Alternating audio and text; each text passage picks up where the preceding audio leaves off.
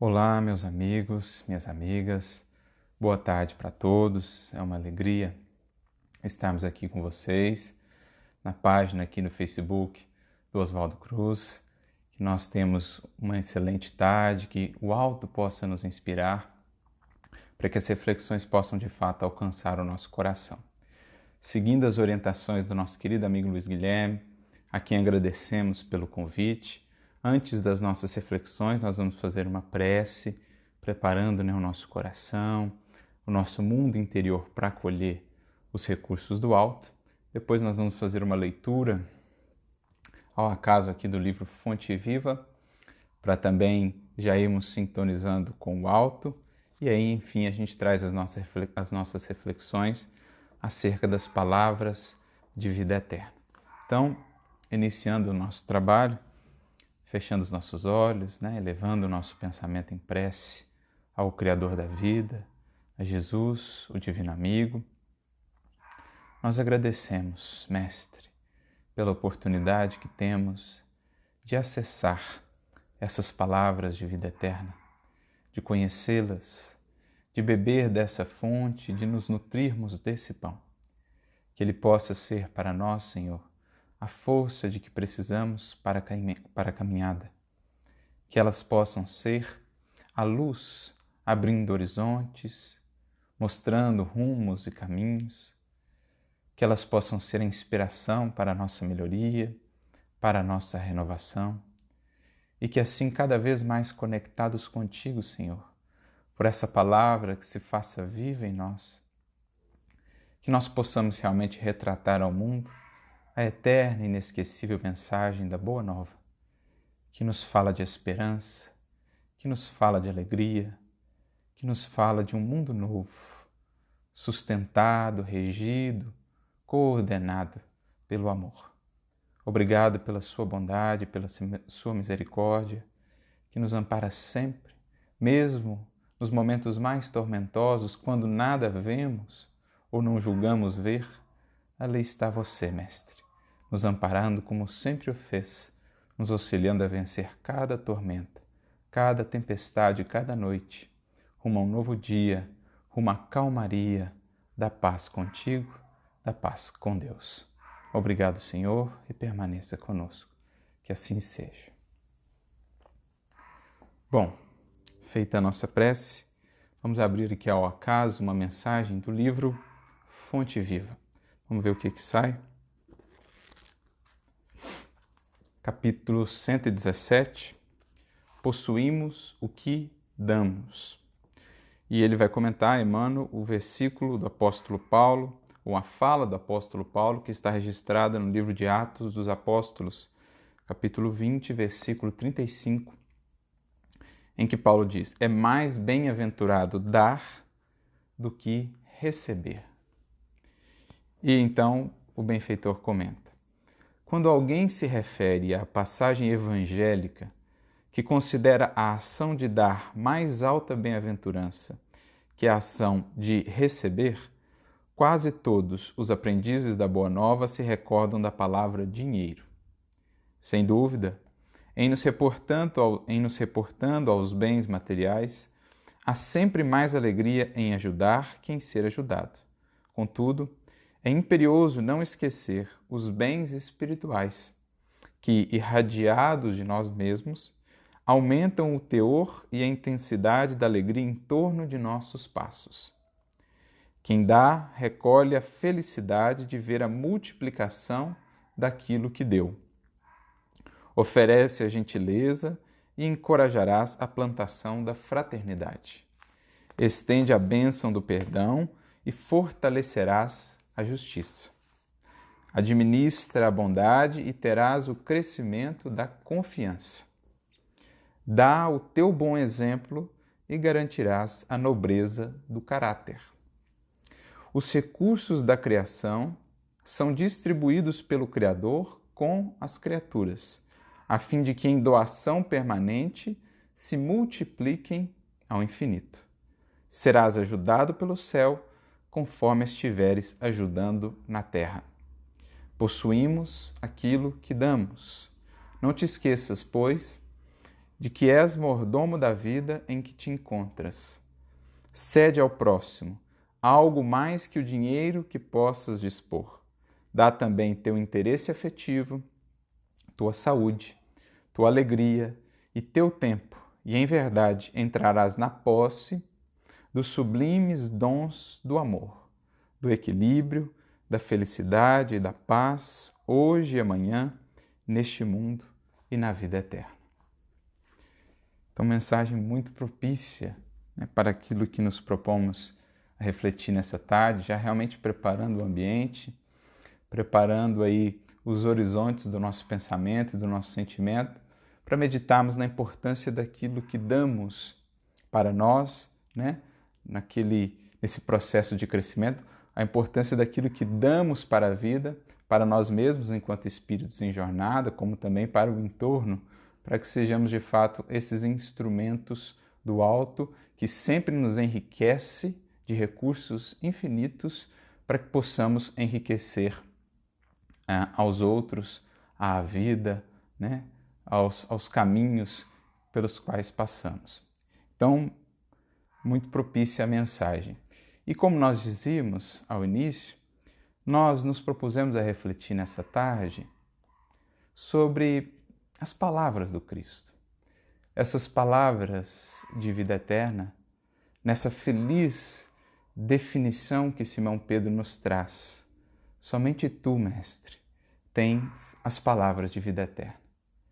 Porque em momentos como os que vivemos, momentos de desafio, momentos de luta, como nunca, precisamos recorrer, precisamos acessar, trazer de volta à nossa memória, mas sobretudo ao nosso coração, aquelas palavras que um dia foram proferidas e que têm sido trazidas pelos ventos espirituais, digamos assim, né? Varando o tempo e nos alcançando ainda hoje, desde lá, das margens do Tiberíades, daquela região simples, singela da Galileia, palavras de vida eterna que o tempo não pôde abafar, ecos dessa boa nova que alcança o nosso coração hoje de maneira tão alvissareira como naqueles tempos, infundindo em nós esperança, infundindo em nós consolo,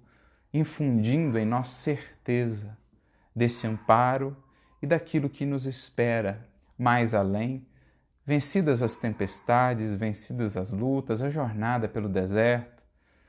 Então nós precisamos, como nunca, relembrarmos daquelas palavras divinas proferidas outrora pelo meigo Rabi, quando, por exemplo, nos dizia: vinde a mim, todos vós que estáis cansados e sobrecarregados.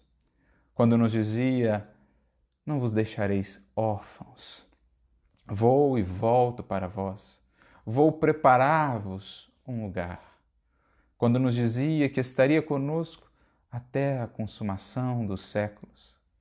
Quando nos dizia ser Ele o caminho, a verdade e a vida. O que essas palavras despertam em nós? Mais do que isso, o que está oculto nessas palavras que as fazem assim tão inesquecíveis, que as fazem assim tão marcantes ao nosso coração, já minimamente desperto, interessado nesse mestre, nesse ser que nos polariza as atenções e que nos momentos mais desafiadores é para quem ou é a quem recorremos. Então é nesse sentido que nós nos propusemos a refletir no poder dessas palavras, né? no poder de buscarmos, de estabelecermos um relacionamento com essas palavras, de convivermos em nossa vida cotidiana com essas palavras, para que elas possam de fato cumprir a sua finalidade, que é a finalidade transformadora com a qual foram expressas. Não por acaso, o Cristo é chamado de o Verbo. No grego a palavra é logos, que a tradução mais adequada talvez fosse palavra mesmo. Mas para o português foi traduzido o Verbo, que traz essa ideia também de ação, né? De criação. Porque O primeiro aspecto a entendermos quando falamos de palavras ou de verbo é entender a potência criadora, a potência transformadora dos verbos, né? Ou das palavras, daquilo que expressamos. Aliás, é esse o sentido que está ali muito bem expresso na própria metáfora da criação, quando se diz que Deus criava falando, verbalizando, e Deus disse. Porque o verbo não é outra coisa senão a materialização daquilo que vai no nosso coração, no nosso pensamento. O mestre já nos dizia, a boca fala daquilo que está cheio o coração. Então a palavra ela é como que a síntese, ela é como que essa súmula, né, de um conjunto de emoções que foram transformadas em pensamentos e que se concretizaram ali no Verbo. O Cristo é o Verbo divino, o Verbo de Deus, porque ele é justamente esse canal por meio do qual se expressa o próprio Criador. O amor, a misericórdia que vertem diretamente do próprio Criador. Por isso, Kardec irá inclusive denominá-lo médium de Deus no livro A Gênese.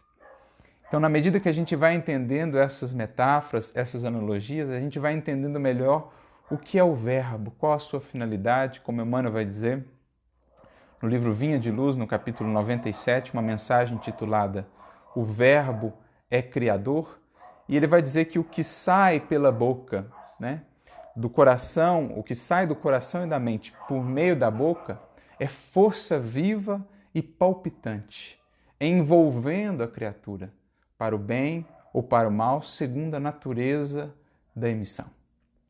Então, refletindo sobre o que as palavras geram em nós, ou o que as nossas palavras geram em outros, nós podemos imaginar, nós podemos chegar a entender de que fonte elas provieram, qual a natureza dessa emissão, o que elas transportavam consigo. E é por meio desse entendimento que a gente vai chegando a entender realmente o que estava por trás dessas palavras e por que elas são assim tão marcantes. As palavras do Cristo, as palavras de vida eterna, expressas com um propósito claro, alcançar-nos para, com o nosso auxílio, nos transformar.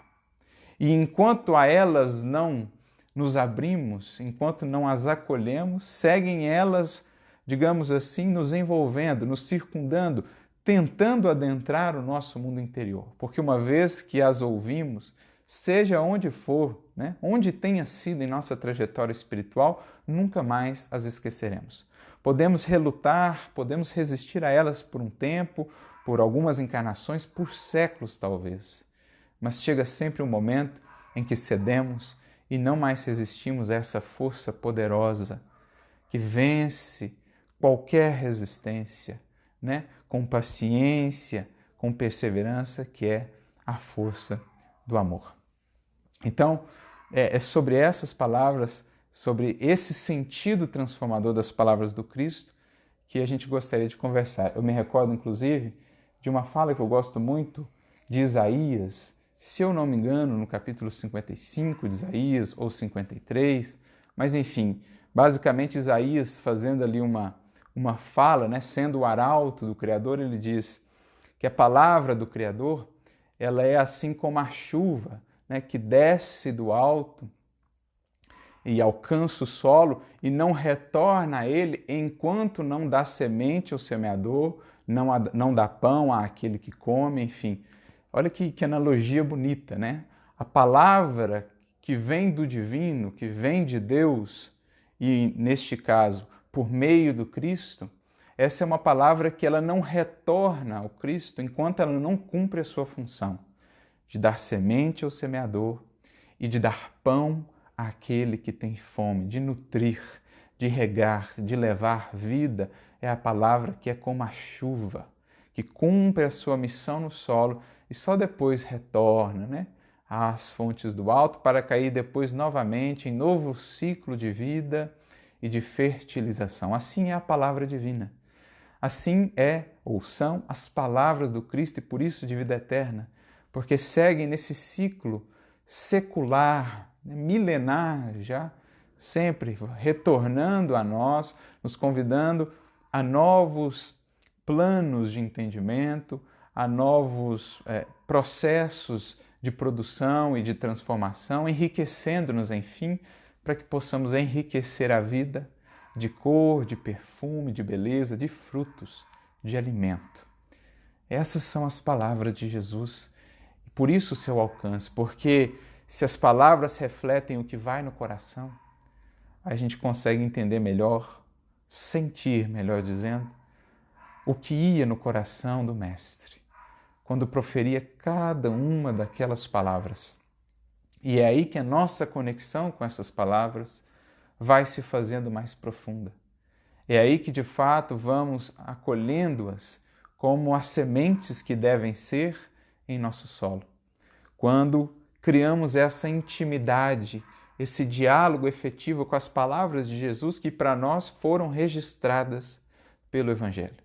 Vamos percebendo que nós podemos e devemos conversar com Cristo tantas vezes quanto se fizerem necessárias, melhor do que isso, tantas vezes quanto quisermos, a partir do Evangelho que Ele nos legou, a partir do Evangelho que chegou até nós. Eu me recordo de uma passagem que está no livro Contos desta e d'Outra Vida, de Humberto de Campos, irmão X.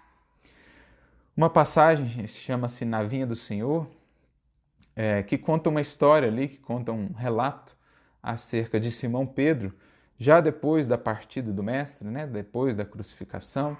Simão Pedro na casa do caminho, se preparando para o trabalho, para os longos anos de intensos trabalhos que ele teria adiante para realmente transformar-se à luz do Evangelho. Conta-se que certa feita ele fazia uma prece ao Mestre, rogando que o pudesse inspirar, que o pudesse sustentar e que lhe enviasse trabalho. Ele queria, enfim, colocar em prática aquilo que havia aprendido com Jesus. E o Mestre, na sua misericórdia, ele aparece e lhe garante, ou lhe sopra, que enviaria trabalho, que ele aguardasse que o trabalho haveria de chegar. Então é aquela passagem conhecida talvez por muitos, em que Simão Pedro, no dia seguinte, após essa oração, está ali na casa do caminho e de repente ouve uma gritaria lá fora. Quando ele vai ver o que era, entra ali um indivíduo que era um assaltante, um ladrão, que fugia da população que tentava linchá-lo. Simão Pedro, ao invés de acolhê-lo ali, de dar-lhe algum amparo, de protegê-lo ao menos da multidão, para orientá-lo, para conversar com ele e tudo mais, pelo contrário, adota a mesma postura e logo o escorraça ali daquela casa. Mais tarde, um outro processo similar, uma mulher conhecida na cidade pela sua vida de equívocos e tudo mais, pede ali auxílio, pede ali socorro, e ele então a afasta, considerando-a indigna daquele local, daquele recinto consagrado ao Mestre e ao Evangelho. Mais adiante, novamente, o indivíduo bate na porta, ele ouve um som na porta, quando abre ali cai um indivíduo que estava completamente embriagado, e mais uma vez ele expulsa aquele irmão. À noite, ele retorna às preces, rogando ao Mestre, pedindo explicações, por que não havia enviado o trabalho que ele tanto esperava. E é então que Jesus novamente lhe aparece e lhe explica que, em verdade, havia-o visitado por 3 vezes e que ele havia recusado essa visita ou a oportunidade do trabalho. É então que Simão Pedro cai em lágrimas, em pranto, como muitas vezes ocorreu, rogando auxílio, que o Mestre pudesse, digamos assim, sustentá-lo na sua pequenez, ampará-lo na sua pobreza de recursos, ensiná-lo. E é então que Jesus diz para ele: Pedro, quando quiseres conversar comigo, quando quiseres a minha orientação, lembra-te de que o Evangelho tem a minha palavra. Então é esse sentido, é essa abrangência que nós precisamos ter ao olharmos, ao nos aproximarmos, ao interagirmos com o Evangelho do Cristo.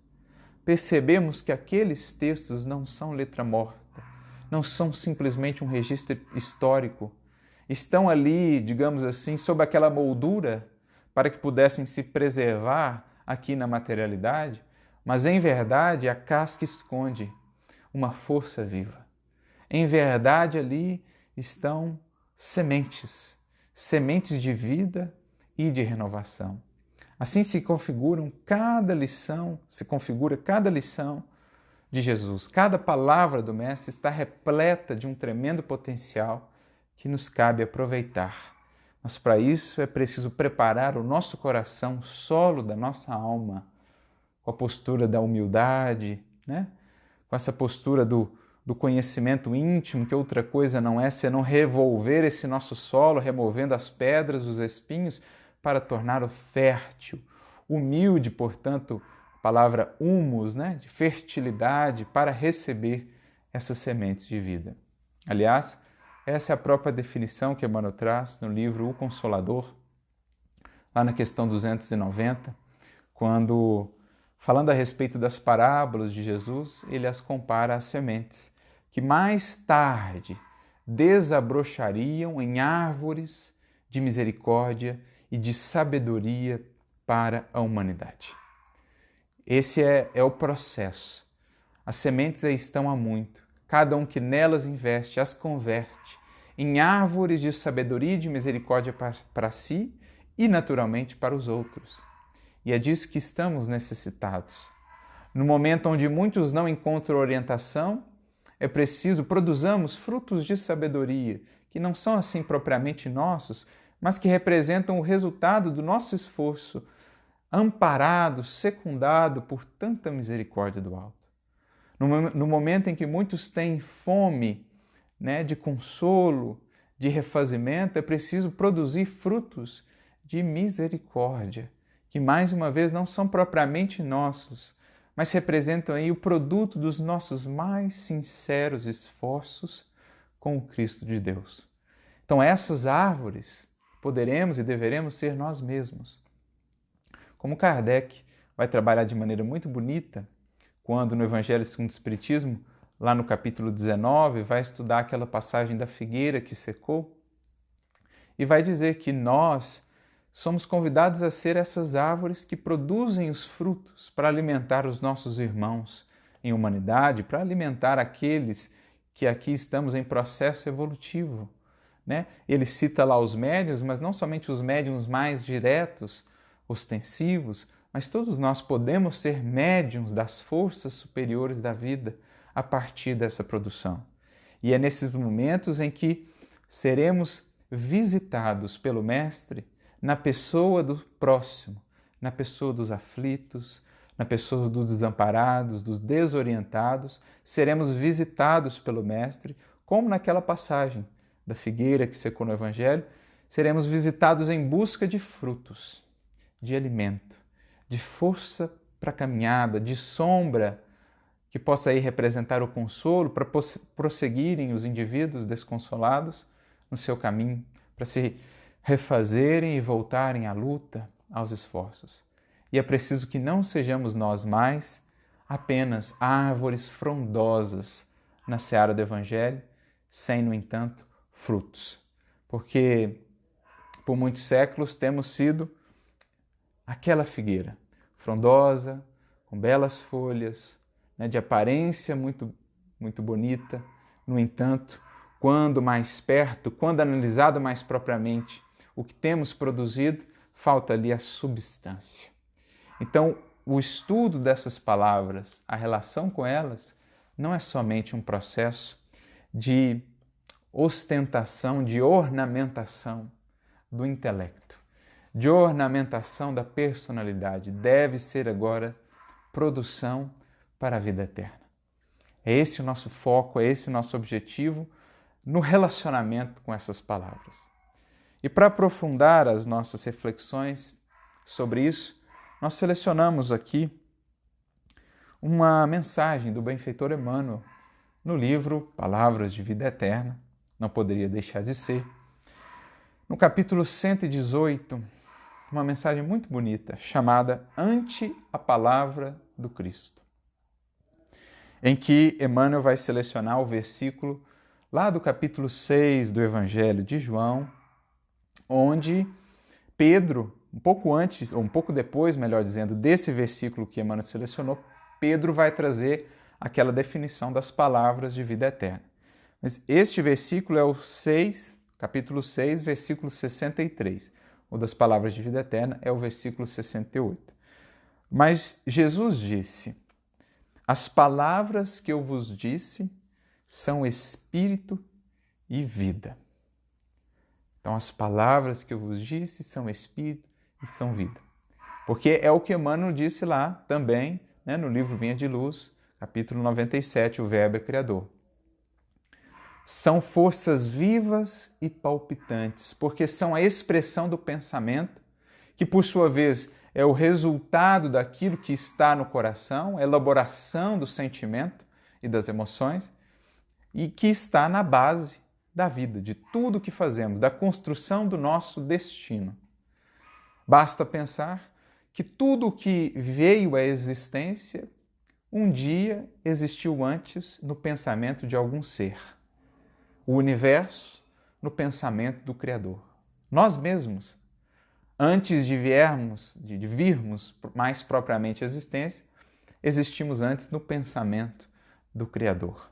E assim, o que encontramos vida fora, o nosso próprio destino, está sendo construído dentro de nós. O que encontramos vida fora e que o tempo nos traz não é outra coisa senão o resultado daquilo que um dia antes existiu em nós mesmos.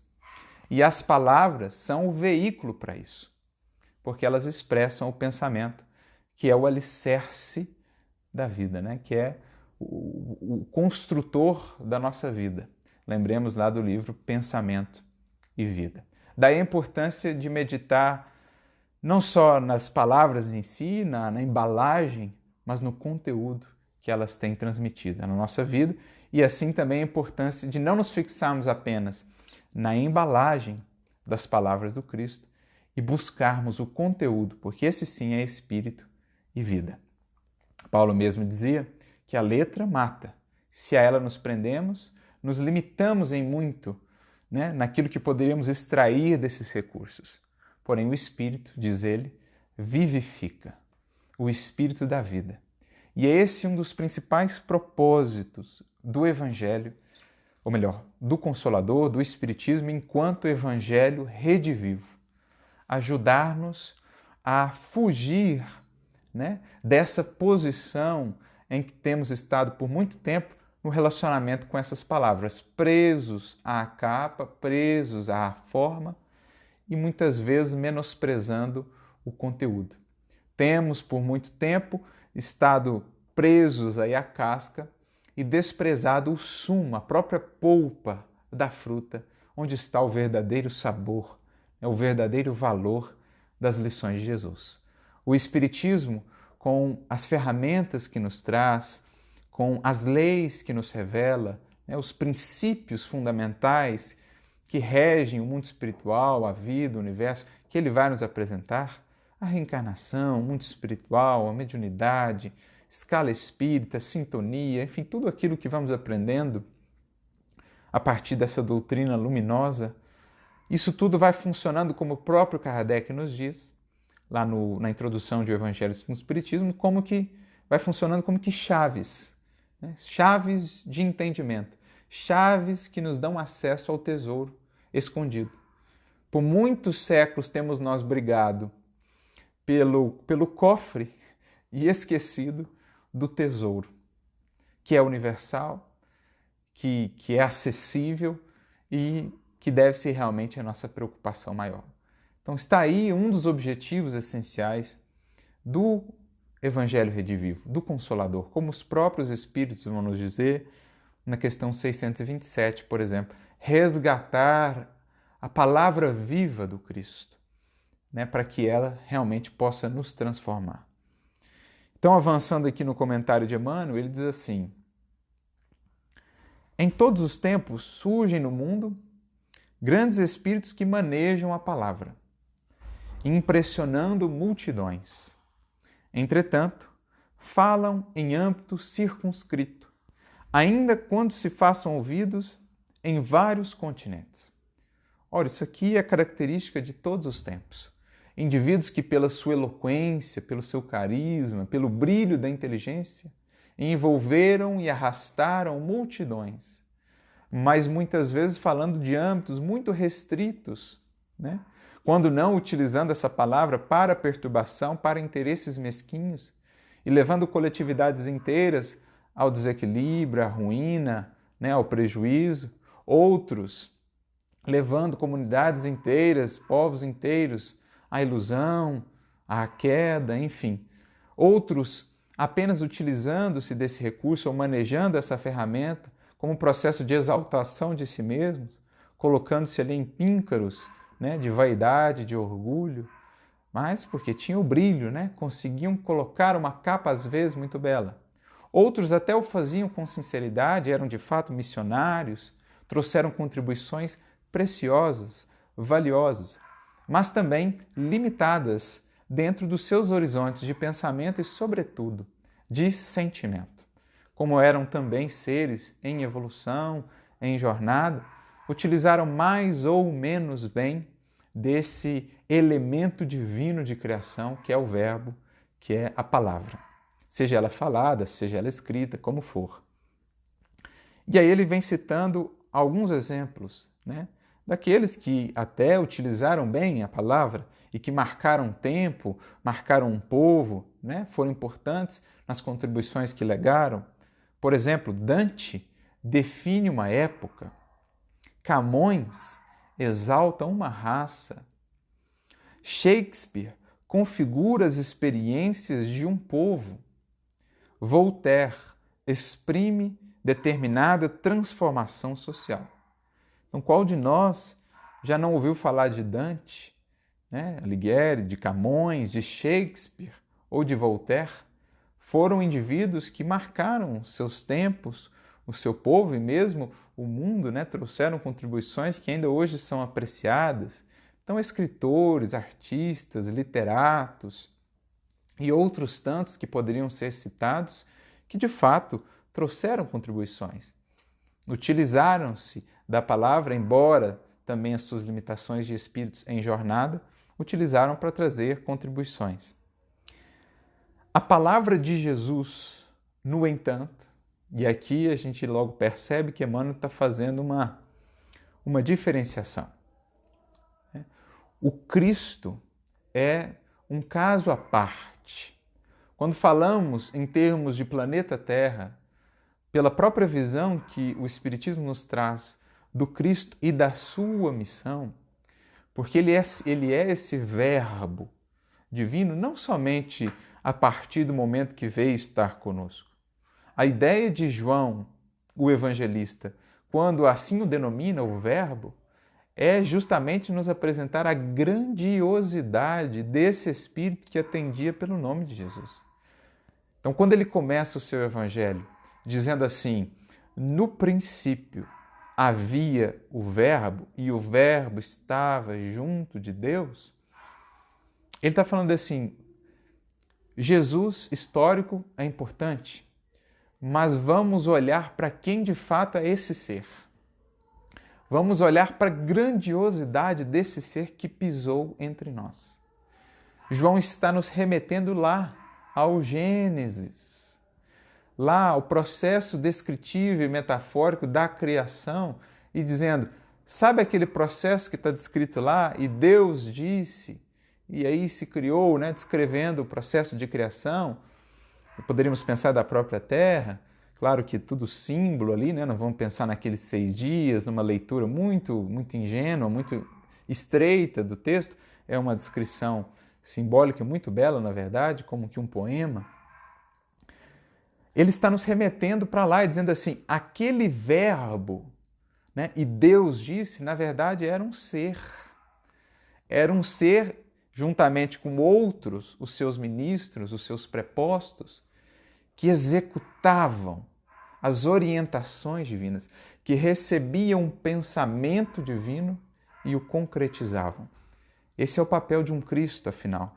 É o que está lá na escala espírita, as questões 100 a 113, o papel de um Messias, de um Cristo, de um Espírito puro, receber diretamente os desígnios, os pensamentos do Eterno Criador e trazê-los à vida, trazê-los à concretude, realizá-los. A minha comida, diria o Cristo, é fazer a vontade do meu Pai.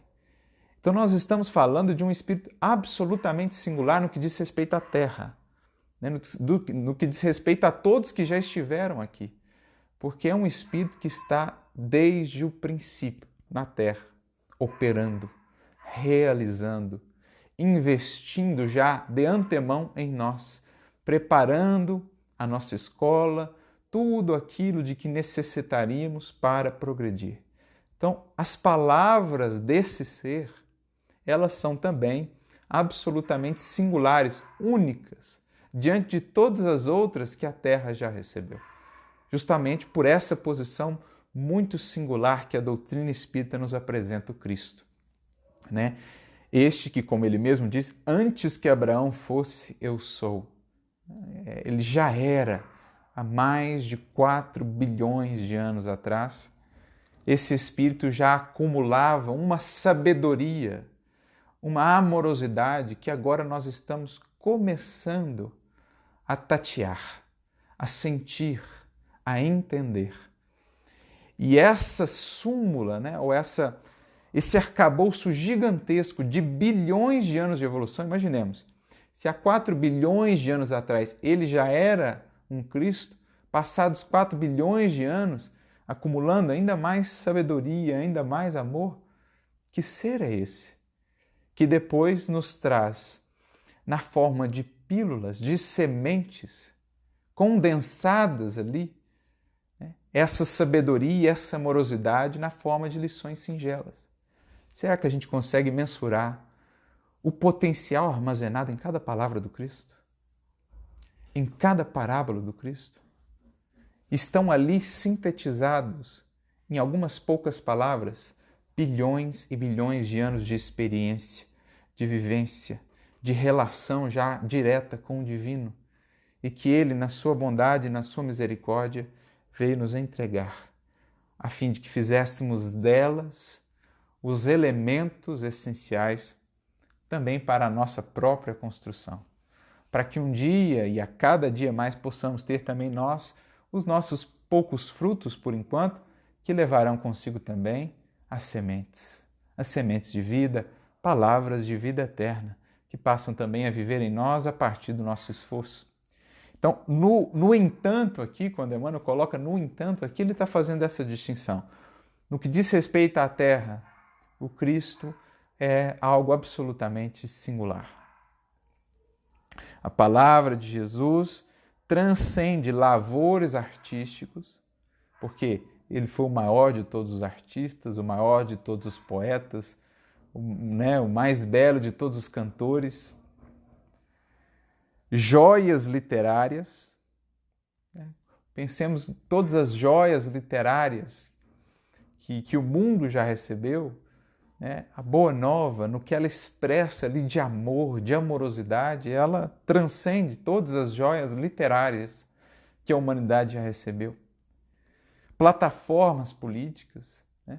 A proposta de vivência em sociedade que o Evangelho traz, que o Cristo propõe, transcende todas as outras que até hoje, em nossa experimentação, já vivenciamos e ainda veremos de vivenciar até chegarmos nessa proposta da fraternidade mais pura que vibra no Evangelho.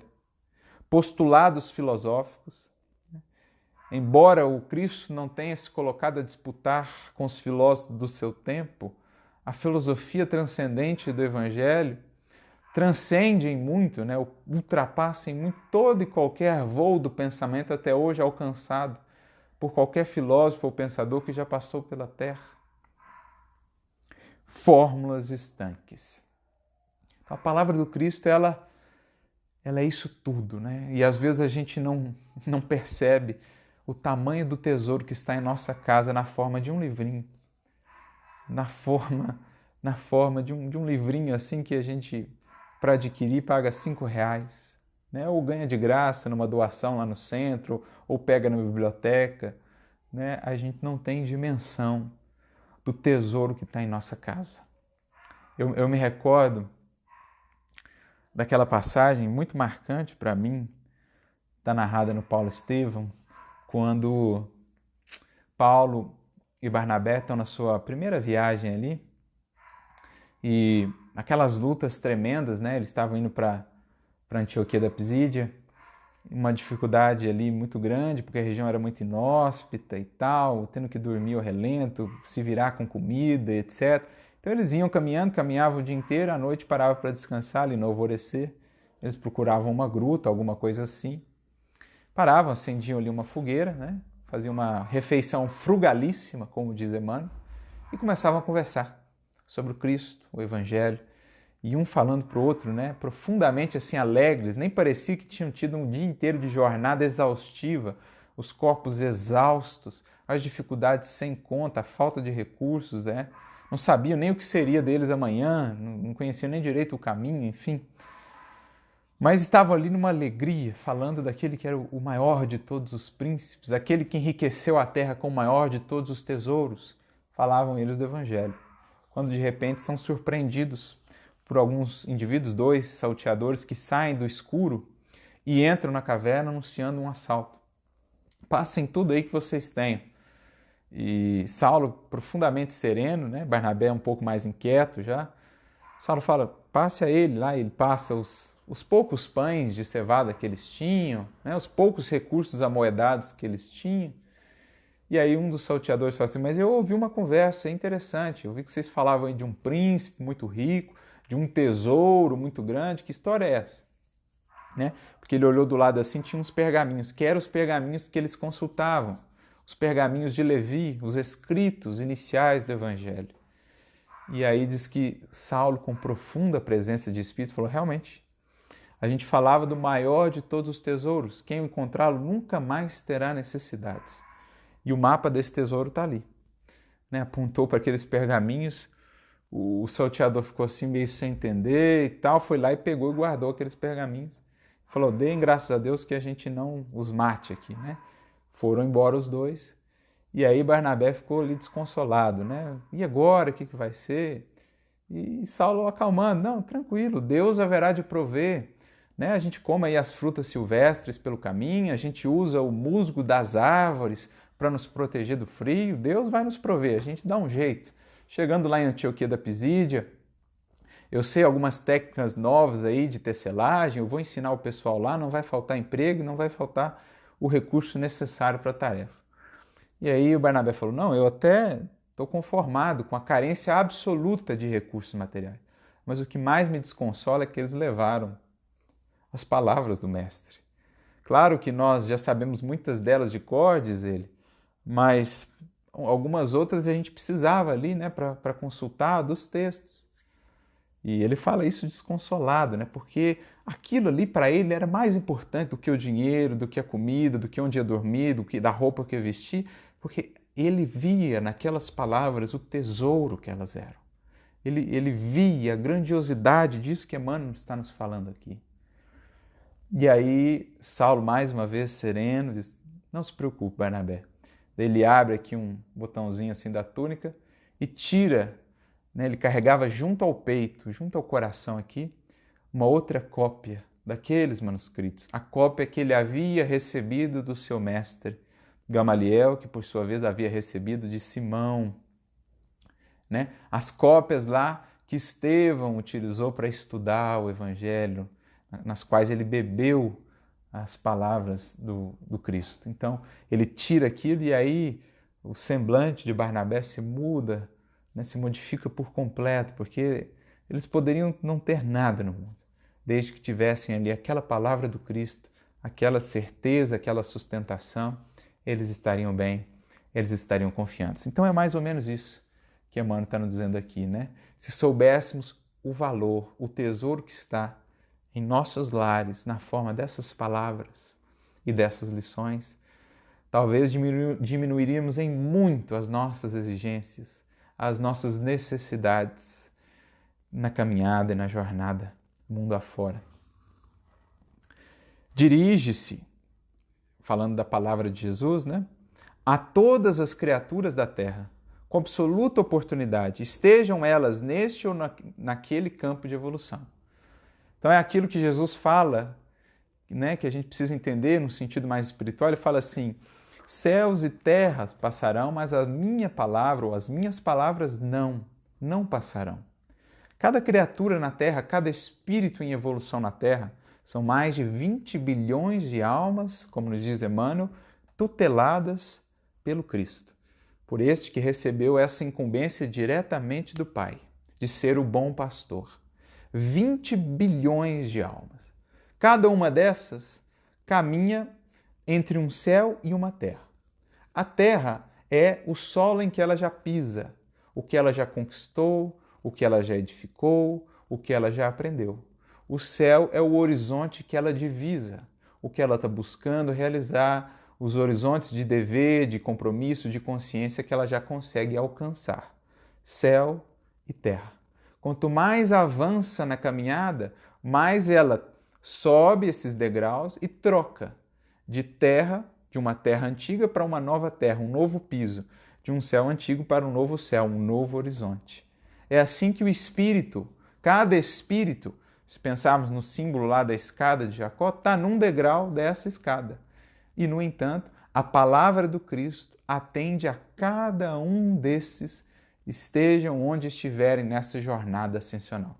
Porque ela abarca a todos. Ela se ressignifica diante das necessidades de cada um.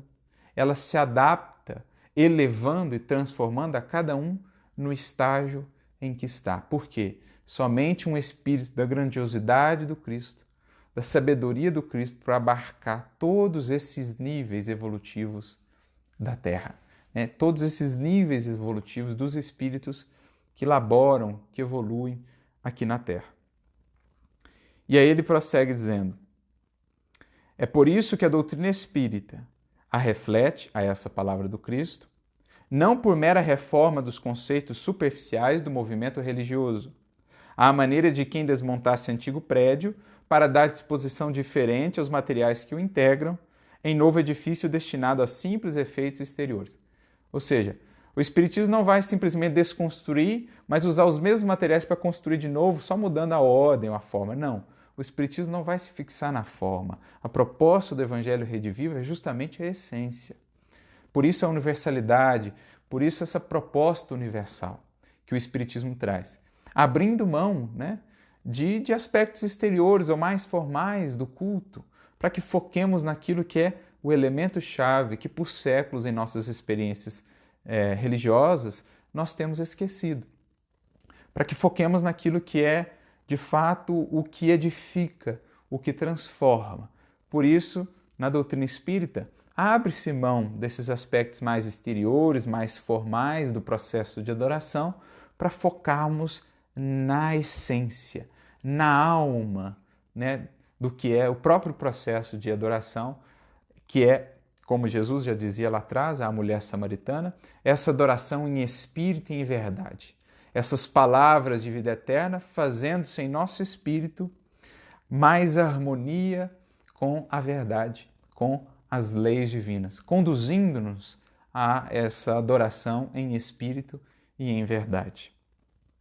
Os ensinamentos do Mestre, nos princípios espíritas cristãos, constituem sistema renovador, indicação de caminho, roteiro de ação, diretriz no aperfeiçoamento de cada ser.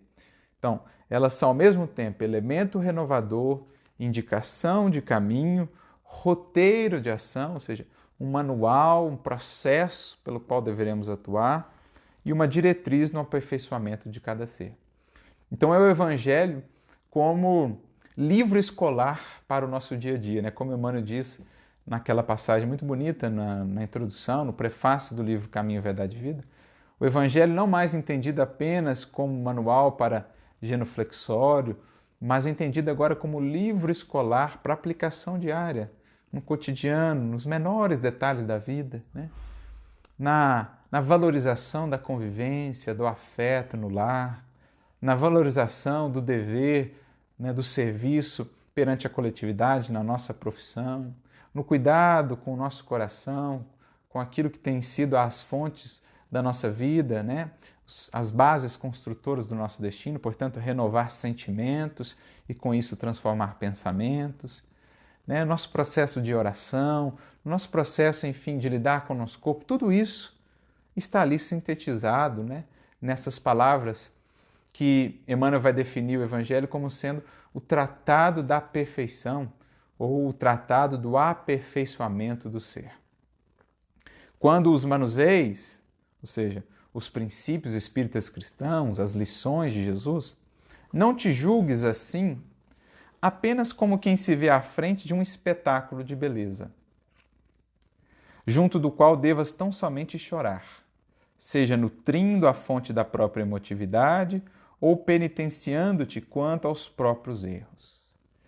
Então nós precisamos, em nos relacionando com o Evangelho do Cristo, sim, buscar o consolo, buscar essa força, mas também precisamos nos erguer para atuar. Mais do que levantar apenas, caminhar. Eu me lembro da orientação de Jesus no Evangelho, levanta e anda.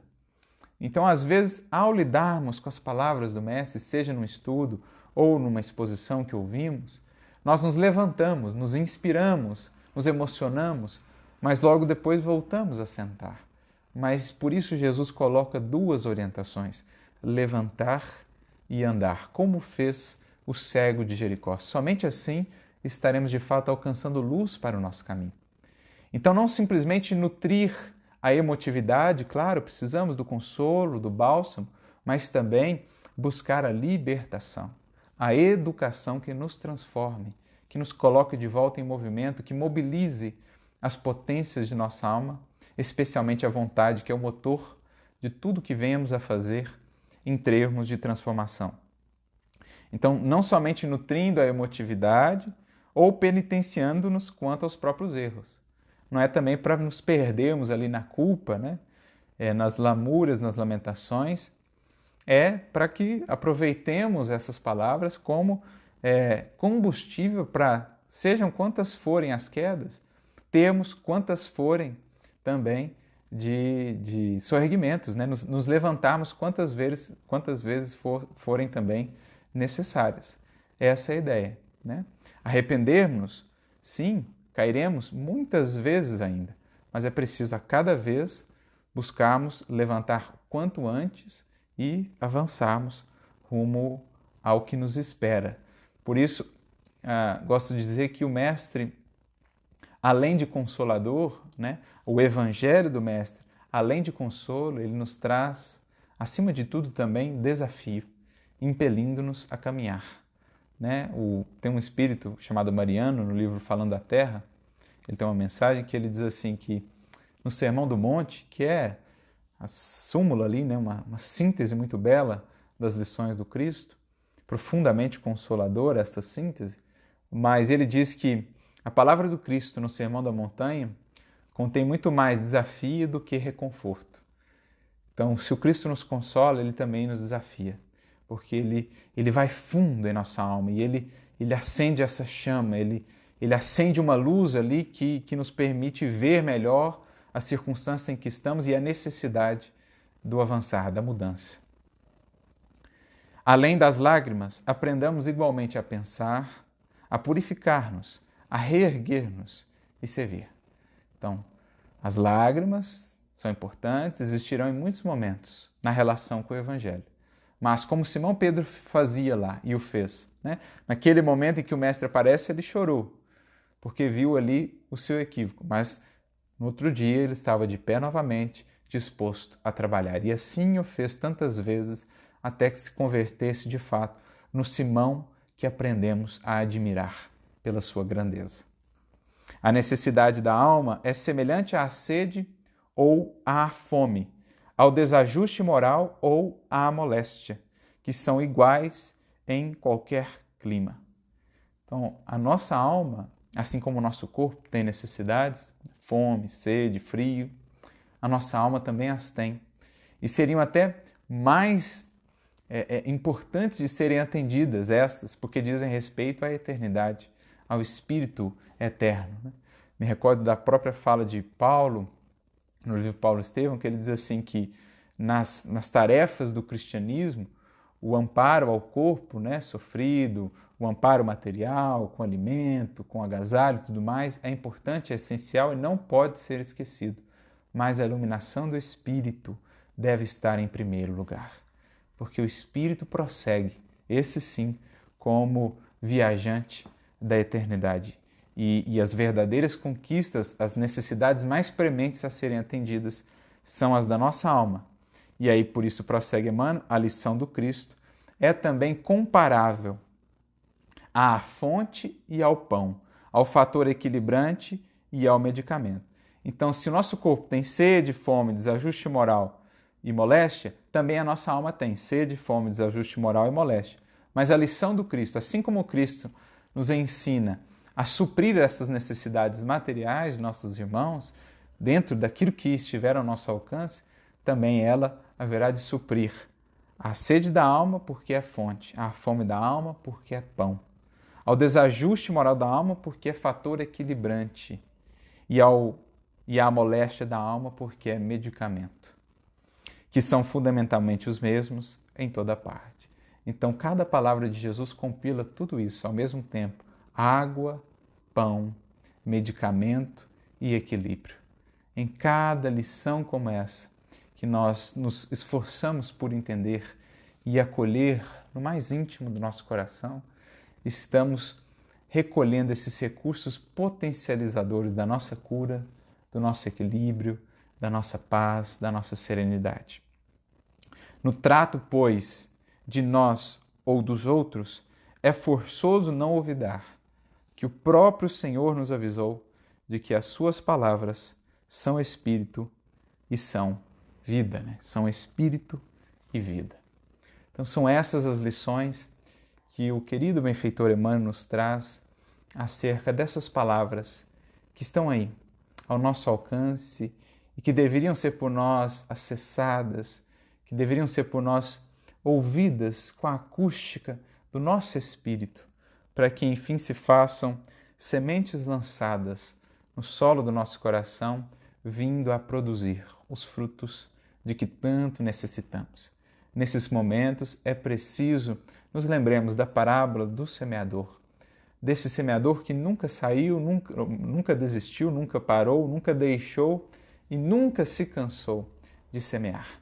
Essas palavras seguem vibrando, seguem ecoando mundo afora a todos os corações que a elas se propuserem a escutar, alcançando a sua alma, o seu espírito e a vida de que são portadoras.